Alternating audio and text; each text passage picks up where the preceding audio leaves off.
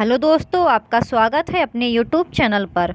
आज हम 20 दिसंबर को हुए सी-टेट 2021 पेपर 2 के सोशल साइंस के क्वेश्चंस कंप्लीट करेंगे। तो दोस्तों, आप लोग कई दिनों से कमेंट सेक्शन में बोल रहे थे कि सोशल साइंस के भी कराइएगा। तो दोस्तों, आज मैं आपके सोशल साइंस के क्वेश्चंस करा रही हूँ, तो आप वीडियो को ज़रूर देखिएगा, क्योंकि जैसा रिस्पॉन्स आएगा वैसे ही वीडियोस बनाए जाएंगे, तभी आपकी कंटिन्यू सीरीज़ चल पाएगी। तो दोस्तों, आपका पहला क्वेश्चन पूछा गया था, एक शिक्षक शिक्षिका ने अपनी कक्षा के कुछ विद्यार्थियों को एक छोटे मानव निर्मित सौर मंडल में परिवर्तित कर दिया। अगर श्याम, सुल्ताना और नैन्सी की लगभग समान लंबाई और वजन है तो वे प्रतिनिधित्व करते हैं। तो आपका फर्स्ट का ऑप्शन फर्स्ट सही हो जाएगा, मंगल, शुक्र और बुध का। आपका सेकंड क्वेश्चन पूछा गया था, ग्लोब के प्रदीप्त वृत्त के संबंध में कथन ए और कथन बी पर विचार कीजिए और विकल्प का चयन कीजिए। तो आपका कथन ए दिया गया था, यह ग्लोब पर दिन और रात को विभाजित करता है। बी, यह वृत्त अक्ष के साथ मिलता है। तो आपका सेकंड का ऑप्शन पहला सही हो जाएगा, ए सही है लेकिन बी आपका गलत है। आपका थर्ड क्वेश्चन पूछा गया था, अटलांटिक महासागर के बारे में निम्नलिखित में से कौन सा कथन सही नहीं है। तो आप इसके ऑप्शंस रीड कीजिएगा, जैसे मैं अभी आपके पढ़ रही हूँ। यह विश्व का सबसे बड़ा महासागर है। तो देखिए, आपका पहला ही कथन आपका रॉन्ग दिया गया है, क्योंकि हम बचपन से पढ़ते आ रहे हैं हमारा सबसे बड़ा महासागर प्रशांत महासागर है। तो आपका पहला ही कथन रॉन्ग है, और आपके अदर ऑप्शंस जो दिए गए हैं वो सभी आपके कथन सत्य हैं। तो आपका थर्ड का ऑप्शन फर्स्ट करेक्ट हो जाएगा, क्योंकि यह विश्व का सबसे बड़ा महासागर नहीं है। दोस्तों, अगर आपको ये वीडियोस अच्छे लगें तो इस यूट्यूब चैनल को सब्सक्राइब जरूर कीजिएगा। आपको इस यूट्यूब चैनल पर 2021-22 में हुए मैक्सिमम सभी शिफ्टों के सॉल्यूशंस ऑलरेडी प्रोवाइड कर दिए गए हैं। तो आप इस यूट्यूब चैनल को विज़िट करें और सभी शिफ्टों के सॉल्यूशंस देख लीजिए, और आपको इस यूट्यूब चैनल पर आगे भी वीडियोस मिलते रहेंगे। आपका फोर्थ क्वेश्चन पूछा गया था, मानचित्र में उपयोग किए जाने वाले पारंपरिक प्रतीक डैश हैं। तो आपका फोर्थ का ऑप्शन फोर्थ सही हो जाएगा, जिन प्रतीकों पर उनके उपयोग के संबंध में एक अंतर्राष्ट्रीय समझौता।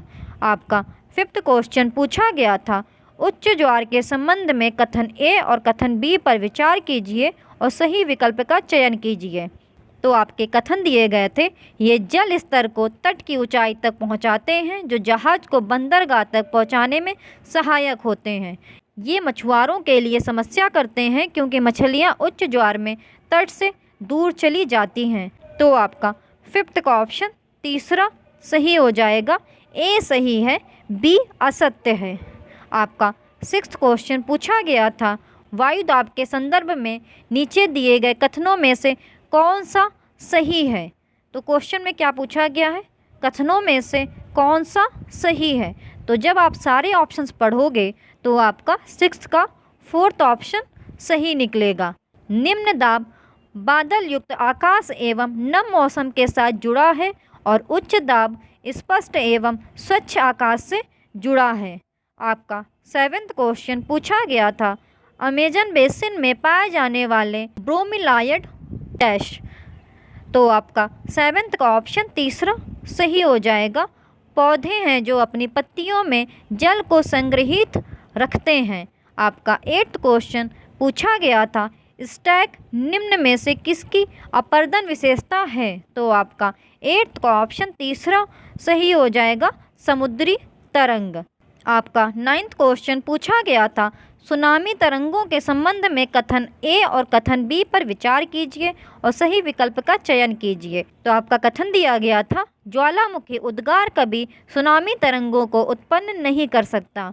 कथन बी, सुनामी आने पर प्रथम संकेत तटीय क्षेत्र से जल में तेजी से कमी आना और फिर विनाशकारी तरंगों का उठना होता है। तो आपका नाइन्थ का ऑप्शन दूसरा सही हो जाएगा, ए गलत है लेकिन बी सही है। आपका टेंथ क्वेश्चन पूछा गया था, दिए गए लक्षणों ए और बी के आधार पर वायुमंडल की परत को पहचानिए। कथन ए, इस परत में बढ़ती ऊंचाई के साथ तापमान अत्यधिक तीव्रता से बढ़ता है। कथन बी, यह परत रेडियो संचार में मदद करती है। तो आपका 10th का ऑप्शन तीसरा सही हो जाएगा, बाह्यमंडल। आपका 11th क्वेश्चन दिया गया था, निम्नलिखित में से किनको सतत पोषणीय विकास के सिद्धांत में शामिल किया जाना चाहिए। तो ये आपके कथन दिए गए हैं। तो आपका 11th का ऑप्शन 4th सही हो जाएगा, ए, बी और डी सही है। पृथ्वी की जीवन शक्ति और विविधता का संरक्षण करना, पर्यावरण के प्रति व्यक्तिगत व्यवहार और अभ्यास में परिवर्तन लाना, मानव जीवन की गुणवत्ता को बढ़ाना। दोस्तों, अगर आपको ये वीडियोस अच्छे लगे तो इस YouTube चैनल को सब्सक्राइब जरूर कीजिएगा और वीडियो को लाइक भी ज़रूर कर दीजिएगा। इससे मुझे भी अच्छा लगेगा कि आप मेरे वर्क को एडमायर कर रहे हो।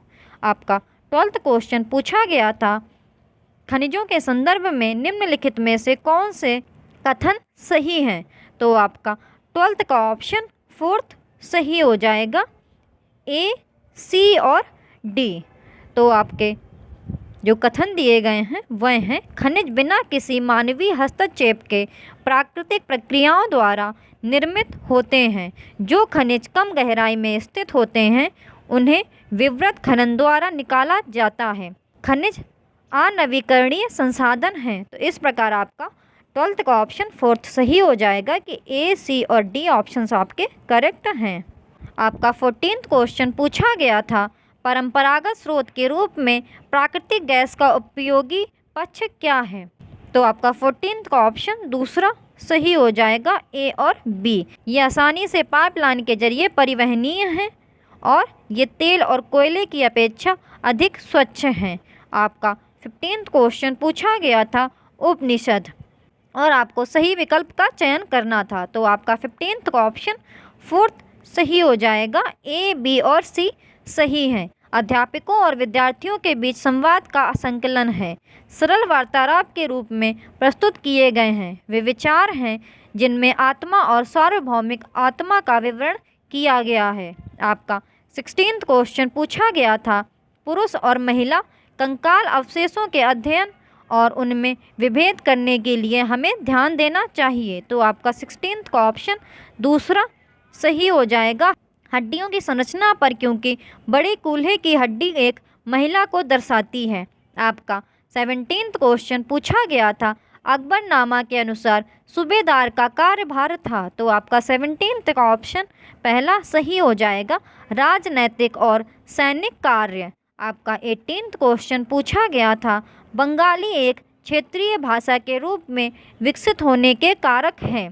तो आपका 18th का ऑप्शन तीसरा सही हो जाएगा, ए और बी दोनों। वाणिज्यिक समझौते, राजनीतिक समझौते। आपका 19th क्वेश्चन पूछा गया था, महाराष्ट्र के संत कवियों ने विरोध किया। आपको सही विकल्प बताना था।